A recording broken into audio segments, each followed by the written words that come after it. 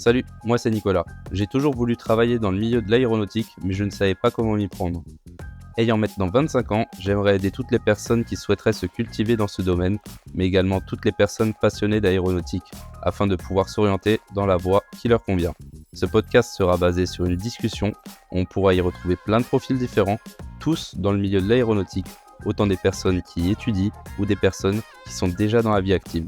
Mets-toi à l'aise avec l'aéronautique. Ça va, t'es à l'aise? À l'aise. À l'aise, au top. Donc, déjà, quel âge as-tu et d'où viens-tu, Lionel? J'ai 26 ans, je suis d'ici, moi je suis de la région d'Aix-en-Provence. Je suis né sur Marseille, et j'ai grandi entre Marseille et Aix-en-Provence dans un petit village. Ok, excellent. Et t'as fait tes études ici ou t'es parti pour faire tes études? Non, je suis parti. J'ai fait jusqu'au bac à Aix-en-Provence, et puis après je suis parti faire des études sur Toulouse en premier. Ok, t'as fait quoi comme études en particulier? C'était une école d'ingé aéronautique. Moi j'étais en prépa intégrée, donc j'ai pas fait toutes les classes préparatoires classiques. Et ingé aéronautique, quand je devais faire un semestre à l'étranger, je suis parti au Royaume-Uni. Et j'ai fait en dernière année, au lieu de valider mon diplôme avec mon école française, je l'ai validé avec une école en Angleterre. Et du coup, ça m'a permis de faire un double diplôme. Ok, excellent. Et ça te permet actuellement dans ton travail de tous les jours ou tu fais autre chose que de l'aéronautique? Non, non, purement aéronautique aujourd'hui. Ok, donc t'es vraiment issu de cette base-là, de l'aéro, quoi. En tout cas, depuis mes études, ouais, clairement. J'ai vraiment axé mes études autour de l'aéronautique, et j'ai réussi à trouver une entrée dans le monde professionnel au niveau de l'aéronautique aussi. Ok. Et ça te plaît ce que tu te fais? T'as toujours aimé l'aéronautique ou c'est venu avec le temps ou...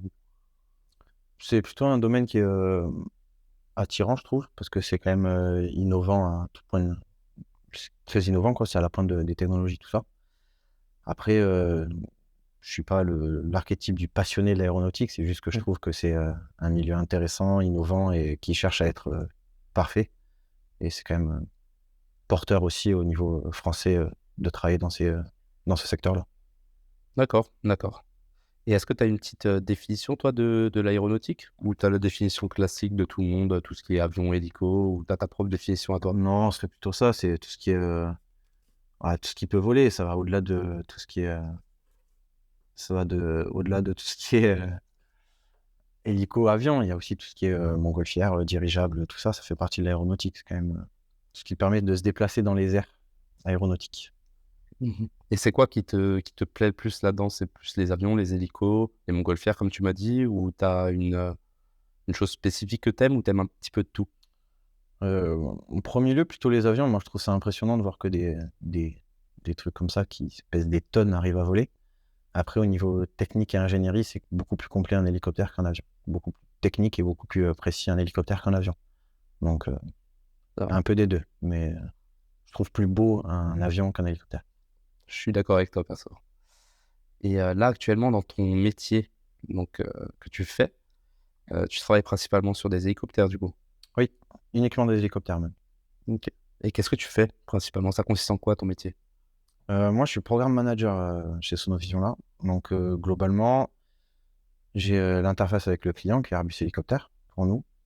Et je dois gérer une production, tout simplement. Donc, chez Sonovision, on fait des manuels de maintenance pour les hélicoptères d'Airbus. Moi, je suis sur les programmes Light, donc ça correspond aux hélicoptères Colibri et Écureuil. On doit leur fournir des manuels de maintenance, donc on met à jour des cartes de maintenance. Et sur ça, moi, je communique avec le client pour leur donner une estimation de combien de cartes on va fournir à la semaine. Et je dois m'assurer que ce qu'on fait nous rapporte des sous. Surtout ça, moi, mon point principal, c'est que le client soit content et que nous, on gagne de l'argent dessus. D'accord. Et ça te plaît toujours autant? Enfin, ça fait combien de temps que tu y es justement dans cette boîte? Dans cette boîte, ça fait 2 ans. Par contre, sur ce poste, ça fait quasiment 1 an maintenant. Avant, j'étais en production, donc je faisais les modifications de texte à proprement parler. Ça fait 1 an où je suis passé sur ce poste un peu plus de gestion, donc pas du tout les mêmes objectifs. Et non, non, c'est très intéressant. Il y a une grosse partie de stress et de pression, mais c'est très intéressant. Notamment, moi, ce que j'aime bien, c'était la gestion avec le client et essayer d'entretenir une relation cordiale, voire même amicale si on y arrive. Mais en tout cas, d'avoir cette relation client-là et la gestion de la production. En vrai, c'est quand même assez intéressant. Il y a toujours des rebondissements, il y a toujours des choses à faire. c'est un peu, c'est un peu un métier où, il faut aimer les problèmes puisqu'on est là pour gérer les problèmes.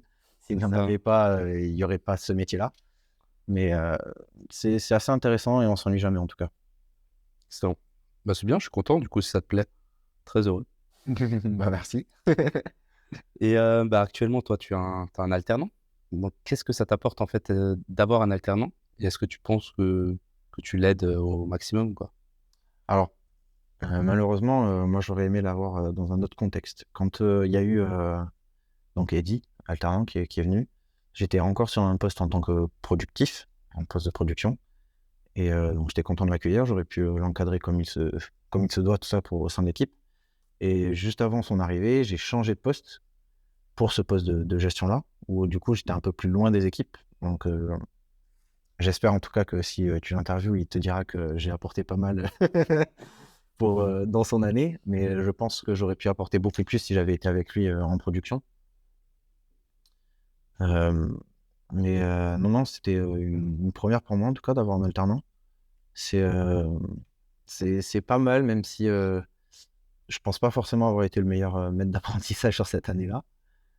Comme j'ai dit, j'aurais aimé pouvoir être plus proche de lui, dans la production et essayer de l'encadrer un petit peu plus, sur tout ça.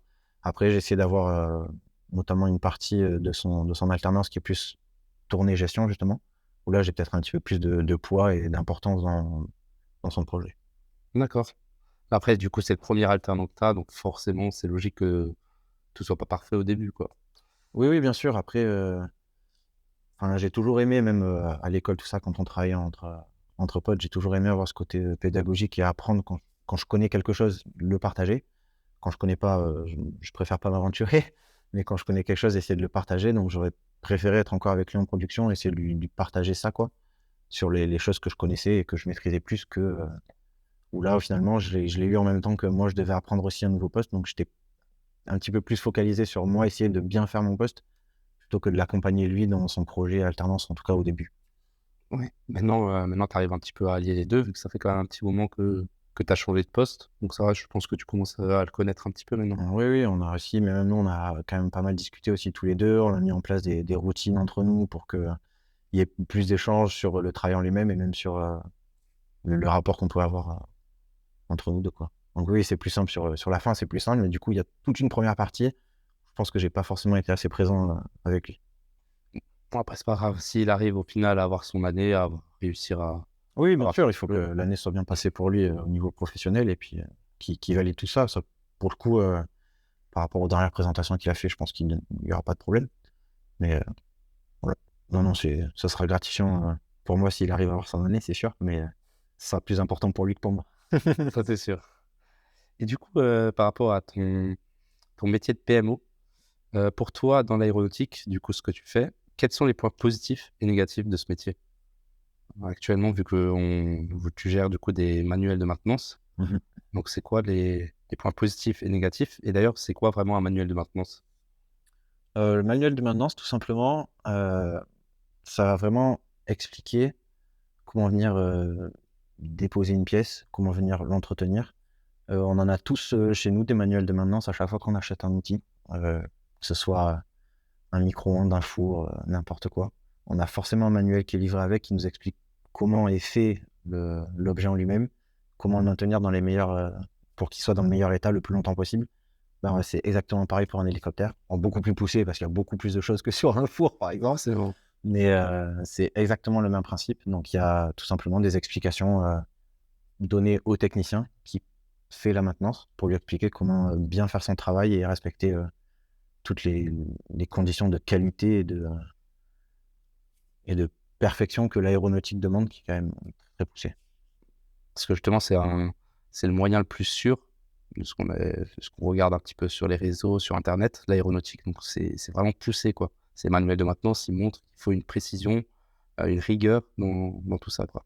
Ouais, ouais, clairement, c'est très, très poussé. On arrive même aux détails. Alors c'est un peu, vulgarisé et j'en veux pas du tout au boulanger, mais moi je sais que quand j'ai commencé le poste de production, on m'a expliqué qu'une carte de travail devrait pouvoir être utilisée par n'importe qui, voire même un boulanger. Ah, ouais. Pour montrer à quel point la carte de travail finale doit être simple de compréhension, mais en même temps très poussé au niveau technique pour que l'hélicoptère puisse être dans le meilleur état tout le temps. Elle doit être vraiment précise, quoi. Mhm. Ok, d'accord. Et du coup, au niveau de ton parcours aussi, parce que tu m'as dit que tu avais fait une école d'ingénieur, Oui, tu pourrais m'expliquer un petit peu comment tu es rentré, quels sont tes ressentis du coup par rapport à l'IPSA, et qu'est-ce que c'est vraiment l'IPSA? ok. Alors, pour rentrer dans l'école du coup l'IPSA là, que j'ai fait, à la base, c'était un concours post-bac directement qui regroupait 3 écoles. Alors, les écoles, c'était EPITA, IPSA et ESME, il me semble. À la base, moi, j'étais plus orienté vers l'ESME, qui est une école plus généraliste. Et en m'inscrivant au concours, je me suis tout simplement dit pourquoi pas regarder les autres écoles aussi, tant qu'à faire. Et finalement, c'est l'IPSA qui m'a un peu plus attiré, notamment pour ce côté aéronautique, tout simplement, parce que le secteur m'intéressait. Et je me suis dit que me spécialiser d'entrée dans ce secteur-là pouvait peut-être être un point positif ensuite pour ma carrière. Donc, j'ai de suite pris cette option-là. Et après, l'IPSA, c'est alors maintenant, enfin, pardon, l'IPSA, au moment où moi j'y étais, donc c'est sur un parcours en 5 ans, parce que 2 ans de prépa intégrée plus les 3 ans d'une école d'ingénieur classique. Au moment où j'y étais, il n'y avait que les 3 premières années sur Toulouse disponibles et 5 ans disponibles sur Paris. Donc, quoi qu'il arrive, je devais monter sur Paris ensuite pour finir mes études. Maintenant, il y a les 5 ans qui sont disponibles à Toulouse. Donc, c'est plutôt cool parce que c'est quand même le bassin aéronautique, c'est Toulouse en France, C'est le plus sud. plus que Paris. Donc, c'est plutôt pas mal. Et bah après, c'était une école d'ingénierie classique, hein, avec des cours de maths, de physique, mais toujours orienté aéronautique. Il y a des cours d'aéronautique dès la première année où on nous explique vraiment comment fonctionne un avion, les principes même physiques appliqués à un avion, pourquoi il arrive à voler, tout simplement. Donc, plutôt intéressant. Plutôt intéressant. Tu m'étonnes. Et du coup, c'est devenu peut-être pas une passion, mais c'est devenu quelque chose qui t'a attiré avec le temps, l'aéronautique. Parce qu'au début, tu étais, comme tu m'as dit, parti dans une école plus générale. Et après, vu que tu t'es focalisé dans l'aéronautique, est-ce que quand tu y travailles, quand tu y étudies, tu commences à développer pas une passion, mais vraiment un plaisir de pouvoir travailler dans l'aéronautique? Ouais, je pense. Je pense parce que c'est, pour revenir un petit peu à ce qu'on a déjà échangé, hein, c'est quand même ultra innovant. Donc, ça permet aussi de se dire, bah, je sers à quelque chose, tout simplement. Et après, alors il y a peut-être pas le côté passion, mais il y a quand même le côté magique. C'est quand même magique moi, de voir des choses voler. Et c'est un rêve humain de vouloir voler, je pense. C'est ça. Donc, participer à ça, quel que soit le niveau, parce que là, en tant que maintenance, on n'est pas forcément dans la conception de quelque chose de nouveau. Mais à tout niveau, on peut participer à ce rêve-là de faire en sorte que l'homme vole, quoi. C'est beau. C'est très beau. Et est-ce que du coup, vu que tu es originaire du sud, tu as pu faire quelques meetings dans ta jeunesse ou si tu en fais encore? Parce que je sais qu'il y a pas longtemps, il y avait justement le salon, enfin le meeting de la patrouille de France des 70 ans à Salon de Provence. Est-ce que tu as l'occasion souvent d'y aller à des meetings ou est-ce que tu y vas ou est-ce que tu y as déjà été? Alors, j'en ai fait aucun, j'en ai jamais fait. C'est je le regrette pas, mais j'aimerais en faire, quand même parce que j'ai vu à travers les réseaux ou autres, hein, des vidéos, c'est quand même impressionnant et ça doit être quelque chose à faire, tout simplement. Là, j'ai pas pu y aller pour, d'autres raisons à celui-là, mais ça faisait partie des petites notes cochées en début d'année quand même de: «Est-ce qu'on peut arriver à faire un salon?» Il y a peut-être celui du Bourget qui peut être intéressant aussi à faire. Mais j'en ai jamais fait, à l'heure actuelle, mais c'est quelque chose que j'aimerais faire. Mmh. Non, parce que j'en ai fait un, là, j'ai fait mon tout premier moi, du coup là, il y a pas longtemps et franchement, c'est impressionnant. Quand tu aimes l'aéronautique, à petite échelle, on va dire, quand tu vois des avions voler, des avions de chasse ou autre, ça devient tout de suite, intéressant, c'est limite passionnant, quoi. Enfin, voilà. Et est-ce que tu as déjà, piloté par hasard? Alors oui, j'ai eu cette chance-là. Quand j'ai fait, mon double diplôme, donc j'étais en Angleterre, à Cranfield, à l'université et dans mon master, dans le prix de l'année, il y a aussi le coût de 2 vols dans un biplace qui est, offert pour que justement, les étudiants puissent, s'imprégner de c'est quoi un avion en volant plutôt que juste le voir sur un papier. Ce qui est un principe, absolument fou. Donc, j'ai eu l'occasion, alors c'était vraiment, sur, 2 fois 1 heure, donc ça reste de l'initiation. C'est pas du pilotage, c'est de l'initiation. Mais il y avait vraiment tout ce côté, au sol, le décollage, c'est pas nous qui le faisions, mais c'était l'instructeur. Mais il y a tout tout le fait d'emmener sur le tarmac l'avion jusqu'à la position et même en l'air après, faire les navigations droite-gauche, haut-bas, voir vraiment l'effet de qu'est-ce qui se passe si on fait la moitié du geste plutôt que le geste en entier, comprendre pourquoi l'avion est fait comme ça et c'est quoi les conséquences quand on fait quelque chose en haut. Donc c'est pas du pilotage vraiment pour apprendre à piloter, plus pour vraiment se rendre compte de comment on ressent un avion pour essayer de mieux le concevoir, puisque c'était des études dans la conception aéronautique. D'accord. Et du coup, vu que tu as fait des études dans la conception, tu t'es pas parti dans cette voie du coup, de Ah, bah, suite. j'ai pas eu de chance. Je suis arrivé sur le moment Covid. Donc, quand j'ai terminé mes études, j'ai terminé mon stage de fin d'études, parce que du coup, en fait, la dernière année, pour moi, mes études, j'ai fait complètement tout le cursus pardon, scolaire à l'étranger. J'ai validé le diplôme à l'étranger, qui m'a validé le parcours scolaire français.